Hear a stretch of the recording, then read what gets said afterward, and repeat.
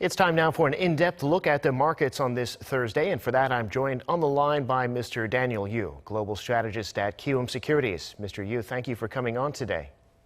Well, thank you for having me.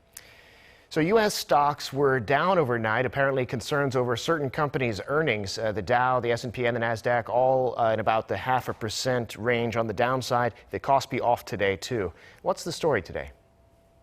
Yes, as you said, that Dowjones was down like 0.4%, S&P was down 0.65%, somewhere between 0.5% to close to 1% decline was occurred.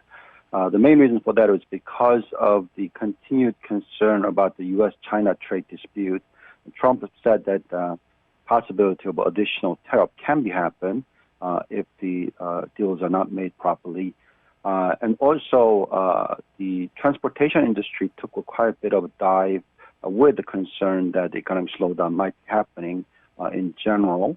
Also, Fed have released a book about the rate cut possibilities, and one of the members have said that the U.S. might not need a rate cut immediately.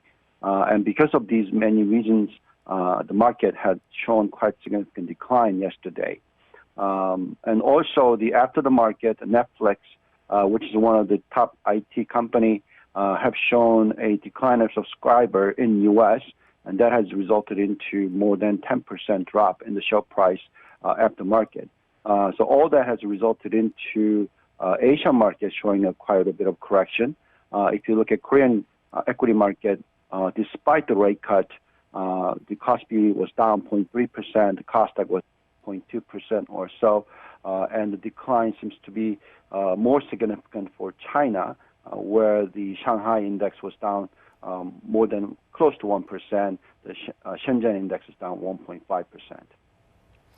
Right. Well, you mentioned the BOK sort of preempting the Fed today, cutting rates by a 0.25 percentage point. The last one was over 3 years ago. What do lower interest rates mean in this context with all that's going on, and what should we be watching generally? Yes. The first quarter economic growth rate for Korea was quite poor, as you know. It was down 0.4% Q-on-Q, and year-on-year, it's one of the lowest number of 1.7%. And with the recent dispute escalating between Japan and Korea, that is putting pressures on economic growth rate going into the future, particularly given that this affects the semiconductor industry, which is close to 20% of Korea's GDP figures.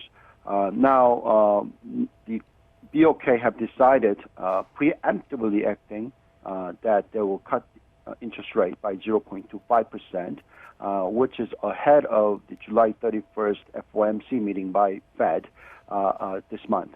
So we think that this is quite positive news.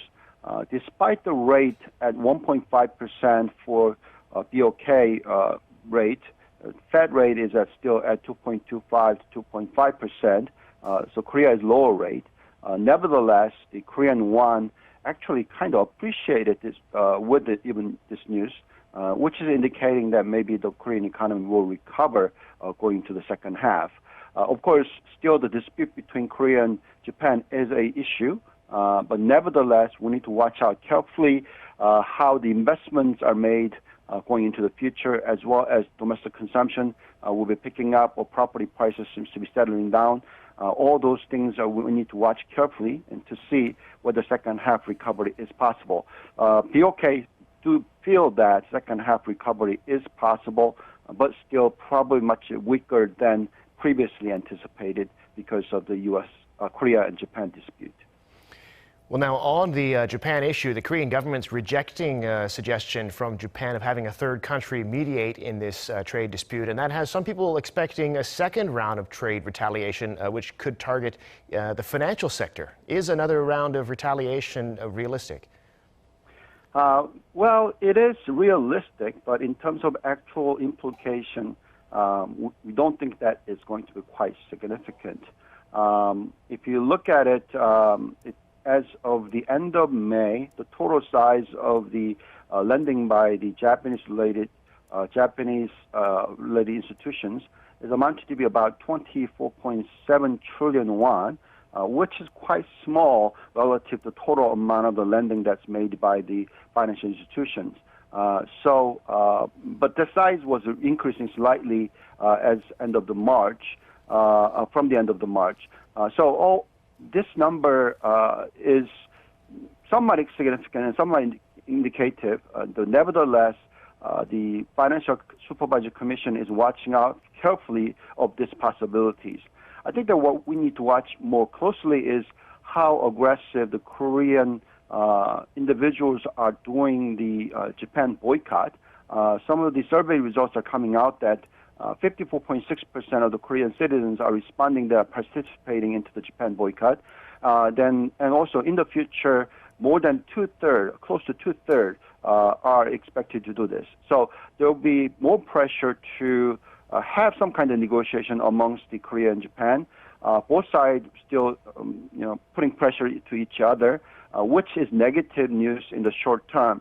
But nevertheless, we think that this dispute is not going to be lasting for a very long period of time, but rather settle quite quickly within the next 3 to 6 months, which is second half of this year.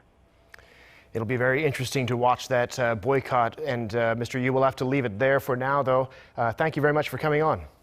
Thank you very much for having me.